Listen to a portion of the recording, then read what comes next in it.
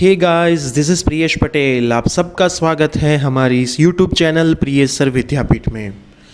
GTU Gujarat technological university में final semester को छोड़ के हर एक सेमेस्टर में रेगुलर एंड रेमेडियल में मेरिट बेस्ड प्रमोशन मिल चुका है। अभी मेरिट बेस्ड प्रमोशन में बहुत सारे स्टूडेंट्स को उनके रिजल्ट से सेटिस्फेक्शन हो चुका है, लेकिन बहुत सारे ऐसे स्टूडेंट्स भी हैं कि जिनको उनके रिज़ल्ट से सेटिस्फेक्शन नहीं है। तो अभी जो स्टूडेंट्स उसका रिज़ल्ट इम्प्रूव करना चाहते हैं या फिर जो भी स्टूडेंट्स को उनके रिज़ल्ट से सेटिस्फेक्शन है, उनको उनका रिज़ल्ट इम्प्रूव नहीं करना है, तो उनको क्या करना है, उनके लिए स्पेशल एग्ज़ाम का ऑप्शन क्या है, उस रिगार्डिंग में कल GTU की वेबसाइट में 30 सितंबर 2020 को एक सर्कुलर आ चुका है। उस सर्कुलर में क्या बातें GTU ने बताई है, वो सारी बातें मैं इस वीडियो में आपको बताने वाला हूँ। तो मैं आपको रिक्वेस्ट करता हूँ कि इस वीडियो को आप लास्ट तक देखें, और अगर आप इस चैनल के ऊपर नए हो तो चैनल को सब्सक्राइब कर दीजिए और पास में जो बेल आइकन है उसे प्रेस कर दीजिए, सो इन फ्यूचर ऐसी कोई भी अपडेट आती रहे तो आपको उसकी नोटिफिकेशन मिलती रहे। और अगर आप अभी तक मुझे इंस्टाग्राम पे फॉलो नहीं कर रहे हैं, फेसबुक पे फॉलो नहीं कर रहे हैं, तो इंस्टाग्राम एंड फेसबुक का मेरा आईडी प्रियेश सर विद्यापीठ है। वहाँ पे भी मैं स्टोरी में हर एक अपडेट रख देता हूँ। तो चलिए वीडियो को शुरू करते हैं।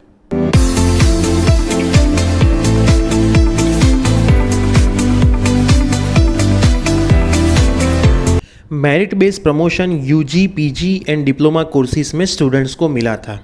अभी अगर स्टूडेंट्स उनके मेरिट बेस्ड प्रमोशन के रिज़ल्ट को इम्प्रूव करना चाहते हैं तो उसके लिए एग्ज़ाम का मोड होगा, यूनिवर्सिटी की एग्ज़ाम का मोड होगा थ्योरी एग्ज़ाम। फ्रेंड्स ध्यान से सुनिएगा, कोई MCQ एग्ज़ाम नहीं होने वाली है। ये जो स्पेशल एग्ज़ाम आपके लिए होने वाली है वो थ्योरी एग्ज़ाम होने वाली है। मतलब पूरा पेपर जो 70 मार्क का आपका थ्योरी का आता था, वैसे सेम पेपर स्टाइल में आपका पेपर आने वाला है। उसका टाइम टेबल GTU की ऑफिशियल वेबसाइट में थोड़े दिनों में डिक्लेयर होने वाला है। आपको 2 ऑप्शन में से कोई एक ऑप्शन सिलेक्ट करना होगा। ये जो ऑप्शन सिलेक्शन है वो 1 अक्टूबर 2020 से 9 अक्टूबर 2020 तक आपके आईडी से लॉगिन करके सिलेक्ट कर सकते हो, जिसमें ऑप्शन नंबर 1 ये है कि I accept merit based promotion and I don't want to appear in the special examination by GTU। मतलब मेरा जो मेरिट बेस का प्रमोशन मुझे मिला है वो मुझे एक्सेप्ट है, मुझे कोई उससे प्रॉब्लम नहीं है और मुझे कोई स्पेशल एग्ज़ाम देनी नहीं है। ऑप्शन 2 में ऐसा है कि I don't accept merit based promotion and I want to appear in the special examination. मतलब मुझे मेरा मेरिट बेस्ड प्रमोशन एक्सेप्ट नहीं है, मतलब जो मार्क्स आए हैं वो एक्सेप्टेबल नहीं है और मुझे अपीयर होना है स्पेशल टर्म एग्जामिनेशन में, और उसमें जो भी रिज़ल्ट आएगा, फ्रेंड्स क्या ध्यान से सुनिएगा, इसमें एक लाइन लिखी है कि उसमें जो भी रिजल्ट आएगा, मतलब मेरा मेरिट बेस्ड प्रमोशन में जो रिजल्ट आया है उससे स्पेशल एग्जामिनेशन में अगर कम भी रिजल्ट आया तो वो भी मुझे एक्सेप्टेबल होगा। ज़्यादा आएगा तो एक्सेप्टेबल होगा ही होगा, लेकिन अगर कम भी आता है तो भी मुझे एक्सेप्टेबल होगा। फिर ऐसा नहीं कि सर अभी ये तो मेरा कम रिजल्ट आया है तो मेरिट बेस्ड प्रमोशन में जो आया था वही आप कंसिडर करो, तो ऐसा नहीं होगा। अगर आप सिलेक्ट ऑप्शन नंबर 2 करते हो तो फिर जो भी रिजल्ट आएगा थ्योरी एग्ज़ाम के बाद वही आपका फाइनल एग्ज़ाम होगा। अभी अगर इस दोनों ऑप्शन में से आप कोई भी ऑप्शन इस तारीख के बीच सिलेक्ट नहीं करते हो तो by default option number 1 select हो जाएगा। मतलब I accept merit based promotion and I don't want to appear in the special term examination. मतलब अगर आपको आपका मेरिट बेस्ड प्रमोशन वाला जो रिजल्ट है वो एक्सेप्टेबल है तो फिर आपको कोई ऑप्शन नहीं भी सिलेक्ट करोगे, पोर्टल ओपन करके आईडी लॉगिन करके, तो भी आपका बाय डिफ़ॉल्ट फर्स्ट नंबर वाला ही सिलेक्ट हो जाएगा। उसका आपको कोई टेंशन लेने की ज़रूरत नहीं। फ्रेंड्स अगर आप ऑप्शन नंबर 2 सिलेक्ट करते हो तो उसके लिए आपको एग्ज़ाम फॉर्म भी फिलअप करना होगा और उसकी फ़ीस भी आपको पे करनी होगी। ये सारी चीज़ें आप स्टूडेंट पोर्टल में से आपके आईडी में लॉगिन होके कर सकते हो। इसके रिगार्डिंग भी सर्कुलर थोड़े दिनों में GTU की ऑफिशियल वेबसाइट में आ जाएगा। अभी आपका मेरिट बेस्ड प्रमोशन जितने भी सेमेस्टर में आपको मिला है वो हर एक सेमेस्टर में आप अगर एग्ज़ाम देना चाहते हो तो दे सकते हो, जितने भी सब्जेक्ट में आप एग्ज़ाम देना चाहते हो आपका रिजल्ट अगर आपको एक्सेप्टेबल नहीं है तो दे सकते हो। अगर ऐसा है कि 3 सब्जेक्ट में आपको मेरिट बेस्ड प्रमोशन मिला था तो उसमें से आपको 1 में देनी है, 2 में नहीं देनी है, तो भी आप दे सकते हो।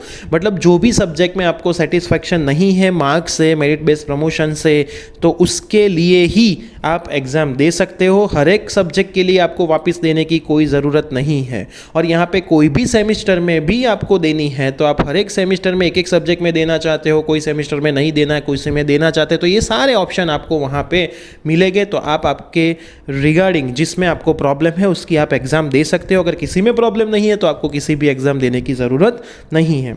अगर बच्चों आप ऑप्शन नंबर 2 सिलेक्ट करते हो, ऑफलाइन एग्ज़ाम वाला, और किसी भी रीज़न से आप वो एग्ज़ाम दे नहीं सकते हो, एब्सेंट रहते हो, तो आपका फाइनल ग्रेड वहाँ पे FF कंसीडर किया जाएगा। मतलब आप वहाँ पे फेल कंसीडर किए जाओगे। अगर मेरिट बेस्ड प्रमोशन में कम मार्क्स में भी आप पास थे, लेकिन ऑप्शन नंबर 2 सिलेक्ट करने के बाद अगर आप एग्ज़ाम देने नहीं जाओगे तो वहाँ पे आपका फेल कंसीडर किया जाएगा। जो भी ब्रांच के, जो भी सेमिस्टर के मेरिट बेस्ड प्रमोशन के रिजल्ट अभी भी पेंडिंग है, वो आने के बाद उसका ऑप्शन भी मार्क इम्प्रूवमेंट का शुरू किया जाएगा। और ख़ास बच्चों, ये जो ऑफलाइन एग्ज़ाम, स्पेशल एग्ज़ाम होने वाली है, जिनको सेटिस्फाइड नहीं है ऑप्शन नंबर 2 सिलेक्ट करने वाले जितने भी स्टूडेंट्स हैं उनके लिए, वो ऑफलाइन डिस्क्रिप्टिव मोड में होगी और आपको एग्ज़ाम सेंटर पे जाके एग्ज़ाम देनी होगी। ऐसा नहीं है कि ऑनलाइन डिस्क्रिप्टिव होगी, आपको आपके एग्ज़ाम सेंटर पे जाना होगा। मतलब जैसे आप एग्ज़ाम देते थे पहले, आपके एग्ज़ाम सेंटर पे जाके ऑफलाइन एग्ज़ाम देते थे, लेकिन ये ऑफलाइन एग्ज़ाम डिस्क्रिप्टिव टाइप होने वाली है। ये चीज़ आपको आपके माइंड में ध्यान रखनी है। तो इस सर्कुलर के रिगार्डिंग अगर मैं आपको एक सिंपल वे में गाइड करूँ तो फ्रेंड्स, आपको जो मेरिट बेस्ड प्रमोशन का रिज़ल्ट मिला है उसको आप फाइनल मान लीजिए और आप ऑप्शन नंबर 2 में मत जाइए, क्योंकि ऑप्शन नंबर 2 है ऑफलाइन डिस्क्रिप्टिव मोड वाला। ऑफलाइन डिस्क्रिप्टिव मोड में आप कितनी भी मेहनत कर लोगे, आपको पता ही है रिजल्ट ऑलवेज कम आता है। क्योंकि ऑफलाइन डिस्क्रिप्टिव मोड वाला जो होता है, इसमें अगर MCQ एग्ज़ाम भी होती तो भी आप ऑप्शन नंबर 2 सिलेक्ट करके एग्ज़ाम देने जाते तो शायद आपका रिजल्ट इंप्रूव हो सकता था। लेकिन थियोरी एग्ज़ाम में रिजल्ट इंप्रूव होने के चांसेस 1% से 5% तक ही होते हैं। फिर फाइनल डिसीजन तो आपको ही लेना है। कई बार ऐसा होता है कि ज़्यादा मार्क की लालच में आपके मार्क्स वहाँ पे कम भी हो जाते हैं। तो इससे अच्छा है कि इस सेमिस्टर में आप वैसे भी फेल थे, उसमें आपको मेरिट बेस मिला है, तो फेल में तो आप ऑप्शन नंबर 2 में मत ही जाइए। अगर आपको रेगुलर में मेरिट बेस मिला है, उसमें आपको ऐसा लगता है कि कहीं पे आपके ग्रेड बहुत कम है, ये ग्रेड आप इंप्रूव कर सकते थे, आपको पूरा कॉन्फिडेंस है, तो ही आप वो सब्जेक्ट में ऑप्शन नंबर 2 में जाइए। क्योंकि अभी इसके रिलेटेड आपको कुछ फाइनल पता नहीं है कि एग्ज़ाम कब होने वाली है, एग्ज़ाम सेंटर पे कब आपको जाना है, इसका टाइम टेबल कैसे आएगा, कब फॉर्म फिलअप करने हैं। तो जब कभी भी कुछ फिक्स ही ना हो और उसके रिलेटेड आप अगर ऑप्शन सिलेक्ट कर दोगे, बाद में कुछ प्रॉब्लमेटिक चीज़ आएगी तो आपको प्रॉब्लम होगा। इससे अच्छा है कि अभी जो सेमिस्टर चल रहा है उसमें थोड़ी ज़्यादा मेहनत करके आपका रिजल्ट थोड़ा बैलेंस कर दीजिए। जो पास्ट हो चुका है उसको देखने की ज़रूरत नहीं है। अभी आपके जो प्रेजेंट और फ्यूचर आपके हाथ में है उसको देखिए और उसके रिलेटेड आप एग्ज़ाम का सोचिए, उसमें कैसी एग्ज़ाम आ सकती है, उसमें आपको प्रिपरेशन क्या करनी है, सारे सब्जेक्ट क्या है। क्योंकि बच्चों, अभी एक चीज़ फाइनल हो चुकी है, अभी इस सेमिस्टर में तो आपको मेरिट बेस्ड प्रमोशन अगेन तो नहीं ही मिलने वाला है। अगर मिलने वाला होता तो ऐसे स्पेशल एग्जामिनेशन ऑफलाइन मोड में भी वो लोग नहीं रखते। तो आपको रेडी ही रहना है, कभी भी एग्ज़ाम हो सकती है, कोई भी फॉर्म में हो सकती है, ऑनलाइन ऑफलाइन MCQ डिस्क्रिप्टिव। तो आपको सभी के लिए प्रिपरेशन करके आपका अगर रिजल्ट थोड़ा बहुत कम आया था मेरिट बेस्ड प्रमोशन में तो उसको आपको बैलेंस करना है।